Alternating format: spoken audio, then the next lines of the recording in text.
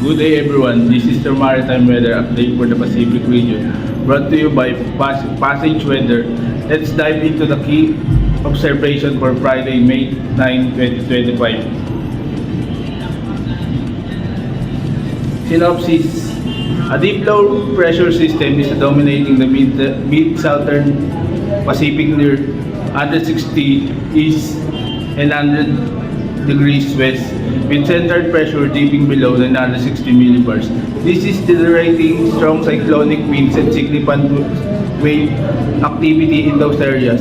High pressure systems are centered near 30 degrees south and 160 degrees west, extending across the central Pacific with values reaching 1030 millibars, creating stable and calmer conditions in that zone. Winds are stronger around the low pressure system with prevailing westerlies driving wave action eastwards. Precipitation and wave heights are peaking in the excess of 8 to 10 meters south of 30 degrees south, particularly near 140 degrees east and 110 west, where low pressure systems are most intense. Wave direction arrows show dominant southwest to northeast propagation consistent with the storm track. This condition may lead to heavy sea spray and isolated swell. Mariners in this region should exercise extreme caution. Sea surface temperature.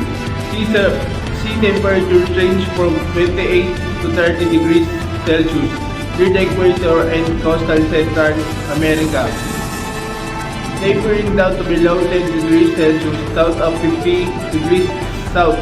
This gradient reflects normal subtropical to polar transition. Warmer waters in the tropics are conducive to convection and cloud development, especially near the equatorial Pacific. Visibility. Visibility is generally good to moderate across most of the region. However, near active low pressure system expects reduced visibility due to rain showers and sea spray fog. Formation is possible in the southern latitudes, particularly near 50 degrees south. Cloud cover. Satellite-derived cloud analysis not shown suggests extensive cloud cover near and around the low pressure system, especially in the southern Pacific. Expect mostly cloudy to overcast skies with localized convective development where the partly cloudy skies are present under high pressure ridges and subsiding air masses. Stay tuned for further updates and ensure all navigation and safety equipment are operational when crossing turbulent regions.